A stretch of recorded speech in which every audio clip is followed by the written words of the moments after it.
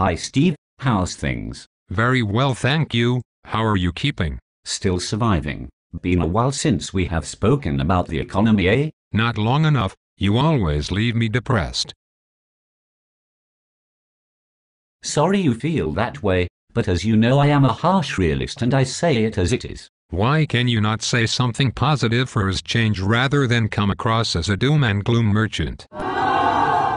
Would you prefer me to say that everything is okay and that there is nothing to worry about? You love it, don't you? Harping about how bad things are going to get. The media and the government don't paint a black picture like you do. At least they're more optimistic about the economy. They know things are getting better.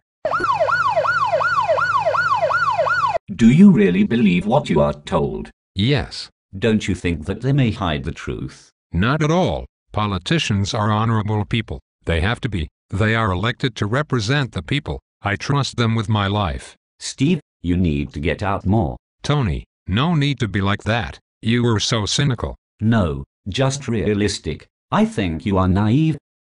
No, I am not. I just have great respect for our great leaders. They're wise people and will look after us. I need a drink. Are you okay, Tony? Have you heard of fractional reserve banking? No. Collateralized debt obligations? No. Mortgage-backed securities? No. Credit default swaps? No. For goodness sake, Tony, you are boring me to death now. Trust me, Steve, we are going to enter a depression. No, we are not. Do you understand how money is created? No, it does not concern me. Suggest you sit down for this. I prefer to remain standing. The monetary supply relies on fractional reserve banking. Prior to 1971, the dollar was linked to the gold standard and there was a sensible fractional reserve ratio at 1:9. That is to say, there was 1 unit of gold to support 9 units of money lent out. However, since 1971 the dollar has become a fiat currency and therefore backed by nothing. Since 1971 more money was loaned into existence, thus reducing the reserve requirement in the banks. Cannot see a problem with that. Surely it is good news to have more money for people to spend. Steve, you are just not getting it, are you?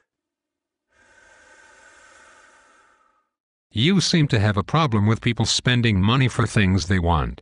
The banks have been very kind by lending us money. I have a great car, a big house and a 65-inch 3D Panasonic television that has a frame rate of 600 Hz and a contrast ratio at 1:5 million.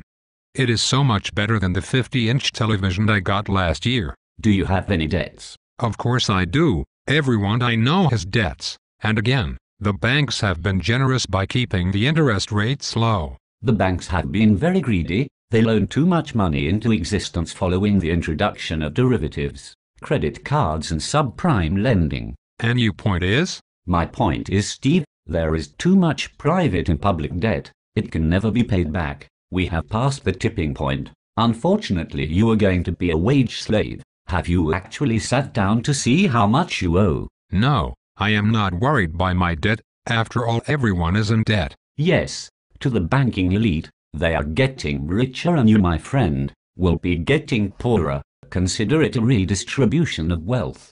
Back in 2008, the banks were in crisis due to their reckless lending. Remember subprime mortgages? Well, it became impossible for them to be paid off, therefore defaults happened on a global scale, and that is when the banks sought recapitalization from the taxpayers, and we mugs have been paying the bankers bonuses.